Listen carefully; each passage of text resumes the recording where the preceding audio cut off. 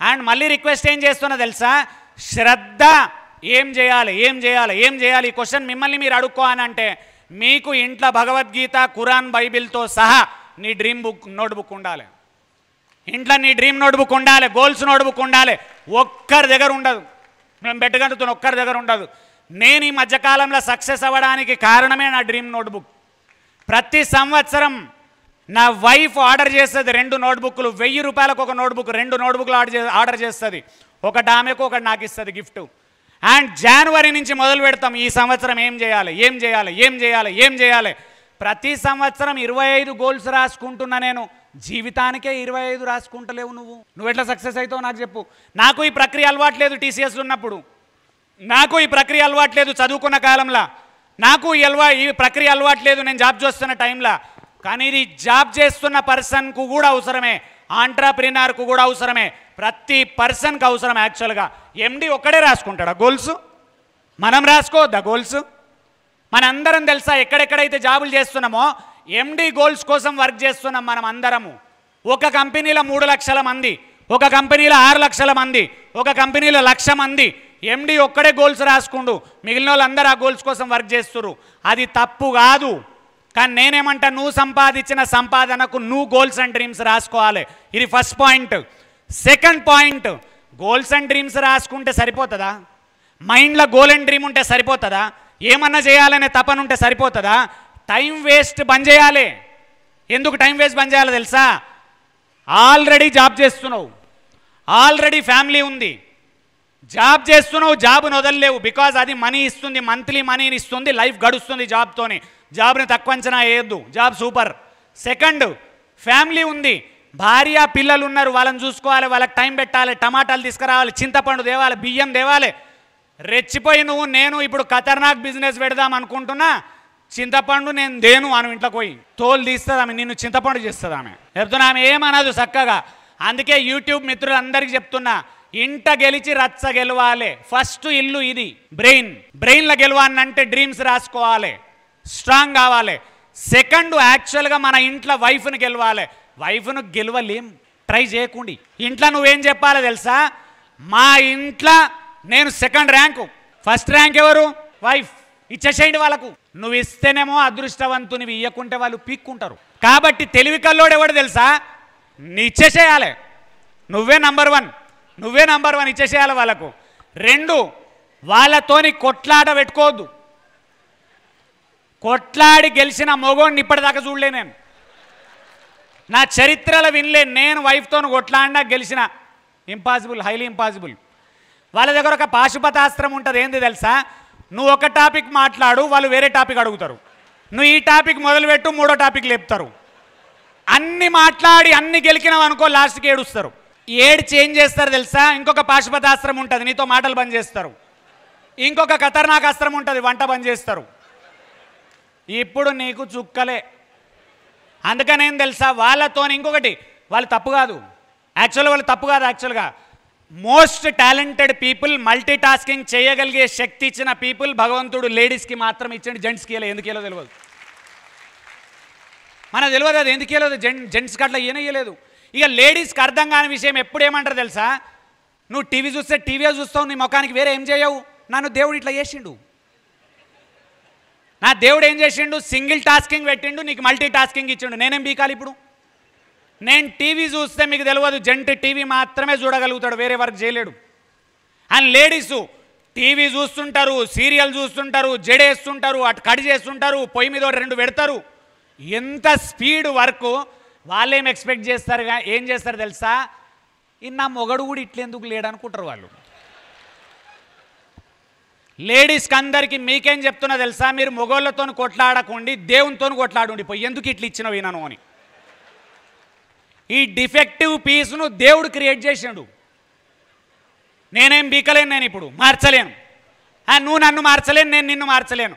అందుకని request, business చేద్దామని ఎవరెవరైతే అంటున్నారో వాళ్ళందరికీ 2వ పాయింట్ చెప్తున్నా, డ్రీమ్ అండ్ గోల్ ఉండాలి, టైం వేస్ట్ బంద్ చేయాలి, ఇంట్లో 0 కొట్లాటలు ఉండాలి. జీరో కొట్లాటలు ఉండాలి. హైలీ ఇంపాసిబుల్ అందరికీ కూర్చున్న వాళ్ళకు. కాబట్టి ఖచ్చితంగా ఒక 100 సార్లు చెప్పిన ఈ పాయింట్, ఈ బుక్ మ్యాండేటరీగా చదవాలి. Men are from Mars, women are from Venus అనే బుక్ చదవాలి. ఏం బుక్ ఏంటి? ఏం book? Men are from Mars, women are from Venus. Ladies mentality, gents mentality మహాద్భుతంగా ఎక్స్ప్లెయిన్ చేసిండు. అందులో వాళ్ళ వీక్నెస్, మన వీక్నెస్లు మహాద్భుతంగా ఎక్స్ప్లెయిన్ చేసిండు. ఒక్కసారి వేణుభగవాన్ సార్ గట్టిగా చెప్పట్లు, అందరూ గట్టిగా గట్టి కొట్టాలి బ్రదర్స్. 25 సంవత్సరాల కింద మొట్టమొదట గంపసార్తో ఇంపాక్ట్ స్టార్ట్ చేసిన వ్యక్తి వేణుభగవాన్ సార్. మళ్ళొకసారి గట్టిగా చెప్పట్లు. ఆయనను చూస్తే మీకు ఏజ్ ఏర్పడదు, కానీ 25 సంవత్సరాల నుంచి ఫీల్డ్లో ఉన్నాడు. జోక్ చేస్తలేను. మీరు అడగాల్సిన క్వశ్చన్ సార్ నేను తెలుసా సార్ అంత ఖతర్నాక్ ఎట్లున్నారు మీరు? దానికి పాయింట్ ఏంది తెలుసా? నేనే మీకు చెప్తున్నా. నిస్వార్థంగా హెల్ప్ చేయాలని ఇంట్రెస్ట్ ఉంటే అట్లనే ఉంటారు, సార్ లాగా ఉంటారు యాక్చువల్గా. అది ఇంపార్టెంట్ పాయింట్, అందరూ చెక్ చేసుకోవాలి. So come back to the content ఇక్కడ. So second point, first point ఏం చెప్పినా బిజినెస్ చేయాలన్న వాళ్ళకి అందరికీ ఏముండాలి? గట్టిగా చెప్పాలి పోయి, లేకపోతే సెషన్ బంద్ చేస్తా. డ్రీమ్ అండ్ గోల్ ఉండాలి. సెకండ్ పాయింట్ ఏముండాలి? టైం వేస్ట్ బంద్ చేయాలి. సెకండ్ ఏం చేయాలి? థర్డ్ ఏం చేయాలి? పెండ్లాంతో కొట్లాడొద్దు. నేను నీకు చెప్తున్నా తెలుసా, పెండ్లాంతో కొట్లాడితే ఎంత ఎనర్జీ లాస్ అవుతుంది అంటే నీ జీవితంలో ఊహించలేవు.